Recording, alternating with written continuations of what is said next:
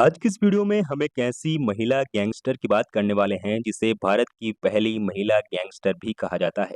कहा तो ये भी जाता है कि ऐसा कोई बिजनेस नहीं था जिसमें इस महिला गैंगस्टर का हाथ नहीं था। कहा तो ये भी जाता है कि संतोष बेन के अनरेबल डॉन करीम लाला से करीबी रिश्ते हुआ करते थे। उसकी खतरनाक दास्तां को सुनाते सुनाते साल 1989 में उसकी विधायकी से लेकर उसकी गैंग में शामिल 102 हार्डकोर क्रिमिनल्स के बारे में भी बात करेंगे। उसकी गैंग का मुख्य धंधा मर्डर और किडनैपिंग था। आज हम बात करने जा रहे हैं देश की पहली महिला गैंगस्टर की, जिसकी गैंग और गैंग के काले कारनामों की वजह से इस गैंग पर 525 अलग-अलग संगीन मामले दर्ज किए गए थे। 49 साल की संतोष बेन जडेजा को जानने वाले कहते हैं कि वो बहुत कम शब्दों में अपनी बात कहती थी। ज्यादातर आंखें नीचे रखती थी और किसी से बात करते वक्त वो अपनी हथेलियों को रगड़ती थी। सिर्फ तीसरी क्लास तक पढ़ी संतोष बेन जडेजा गुजराती भाषा में ही बातचीत करा करती थी। एक साक्षात्कार में संतोष बेन जडेजा ने बताया कि वे बिना लोगों के बीच जाकर भाषण दिए और कैमरे के सामने बिना तस्वीर खिंचवाए ही एमएलए बन गई थी।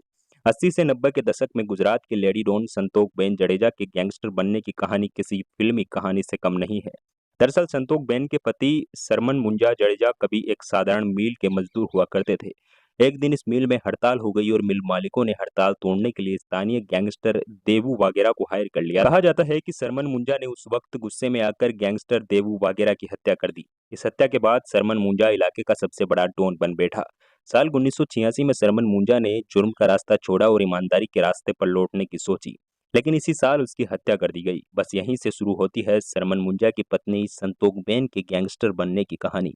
पति के हत्यारों ने धमकी दी कि संतोष बेन के बेटों को भी मार देंगे। अपने बच्चों को बचाने की खातिर संतोष बेन ने उस वक्त हथियार उठाया। संतोष बेन ने सबसे पहले अपने पति के हत्यारों को निपटाया। उसके बाद धीरे धीरे उसने उस इलाके की सबसे खूंखार गैंगस्टर बन गई। कहा जाता है कि संतोष बेन ने 14 हत्याएं करवाई। उस क्षेत्र में फिरौती हो, मर्डर हो, तस्करी हो या वसूली, जुर्म की हर गली में संतोष बेन का सिक्का चला करता था। ट्रांसपोर्ट के बिजनेस से लेकर रियल एस्टेट बिजनेस तक हर जगह संतोष बेन की तूती बोला करती थी। कहा जाता है कि संतोष Ben underworld don Karim Lala के काफी करीब हुआ करती थी। सियासत में आने के बाद संतोष बेन को कई राजनेताओं का समर्थन भी हासिल था। संतोष बेन ने पहले उस इलाके की कोई भी महिला विधायक नहीं बनी थी। वो मेहर समाज की पहली महिला विधायक थी। देश की इस पहली महिला गैंगस्टर की जिंदगी पर फिल्म भी बनी। फिल्म गॉड मदर में संतोष बेन की जिंदगी को मशहूर अभिनेत्री शबाना आजमी ने जिया है। हालांकि संतोष बेन ने उस वक्त इस फिल्म का विरोध किया था। 31 मार्च साल 2011 को हार्ट अटैक की वजह से संतोष बेन की मौत हो गई।